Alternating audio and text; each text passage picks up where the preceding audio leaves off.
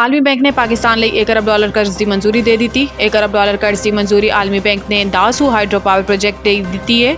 इजाफी fund की मंजूरी Dasu hydro मनसूबे के फेज़ 1 खर्च की जाएगी। आलमी बैंक का कहना है कि मनसूबे तो बिजली की सप्लाई बेहतरी की तौसी होएगी, नाल ही आवाम को समाजी और मुआशी सहूलियात तक रसाई हासिल होएगी। दासू हाइड्रो मनसूबा पाकिस्तान लिए गेम चेंजिंग साबित होएगा। इस तो पाकिस्तान में सस्ती बिजली पैदा हो सकेगी। वर्ल्ड बैंक के मुताबिक मनसूबा मुकम्मल होने 4320 मेगावाट तो 5400 मेगावाट बिजली पैदा होएगी। पहले मरहले बिजली की पैदावारी तखमीना 2160 मेगावाट है।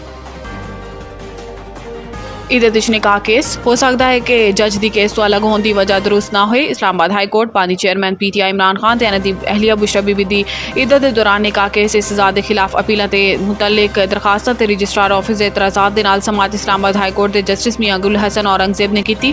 कबल अजीज रजिस्ट्रार ऑफिस ने एतराज़ आयद किया कि सैशन कोर्ट मामला ज़ेर इल्तवा होने हाई कोर्ट केस किवें समात कर सकती है। तहम अदालत ने दोनों दरखास्तों से एतराज़ खत्म कर दिया। बुशरा बीबी की जानिब दायर दरखास्त से मौक़िफ़ इख्तियार किया गया है कि सैशन कोर्ट ज़ेर इल्तवा सज़ा मुअत्तली की दरखास्त ते हाई कोर्ट फैसला करे। इसी तरह इमरान खान की दरखास्त से इस्तदा की गई है कि केस वापस भेज के सैशन जज शाहरुख अर्जमिन को महफूज फैसला सुनाने का हुक्म दिया जाए। दूसरी सूरत इस्लामाबाद हाई कोर्ट खुद अपील सुन के फैसला करे। बाद अदालत ने बानी PTI ते बुशरा बीबी की दरखास्त मुंसलिक कर दी ते बुशरा बीबी की सज़ा मुअत्तली की दरखास्त 13 जून लिए नोटिस जारी कर दिता।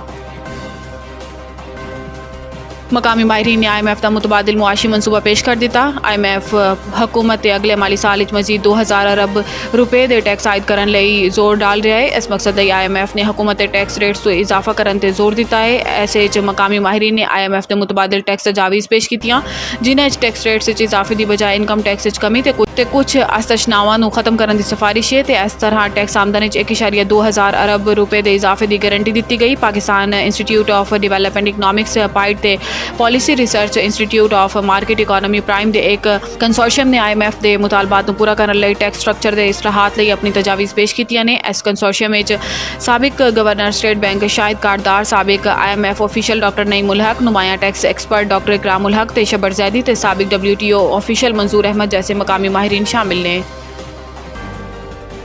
सब तो पहले मोहसिन नकवी की सर्जरी होनी चाहिए। अडियाला जल्दी कमरा अदालत की साफिया नाल गैर रस्मी गुफ्तगू करते हुए बानी PTI इमरान खान का कहना है कि साढ़े फौजी शहीद हो रहे हैं, इस्लामाबाद डकैतियां हो रही हैं, लेकिन इन्होंने कोई परवाह नहीं। मोहसिन नकवी सब तो बड़ा सफारशी है। इन्होंने की खसूसियात ने इन्होंने किया है कि सब इन्हों खामोश करने लगे हुए हैं कि किसी तरह धांधली कवर कर लिया जाए। चीफ इलैक्शन कमिश्नर ने धांधली कराई, फिर इन्होंने को जान किया जा रहा है तो मीडिया को बंद करना इन्हों का मकसद है ताकि झूठ को छुपाया जाए। इमरान खान ने कहा है कि जो पार्टी मैदान नहीं आई इन्हों जितवा दिता गया। इलैक्शन का पोस्टमार्टम होना चाहिए। पूरे पंजाब खिलाफ कार्रवाइयां की जा रही हैं तो PTI के लोग साढ़े कन्वेंशन जिथे करते हैं उतो चुक लिया जाता है। इन्होंने कहा कि 18 साल तो शिबली फराज एक घर रिहाइश पसीर ने तो ऐसे धावा बोल दिता गया।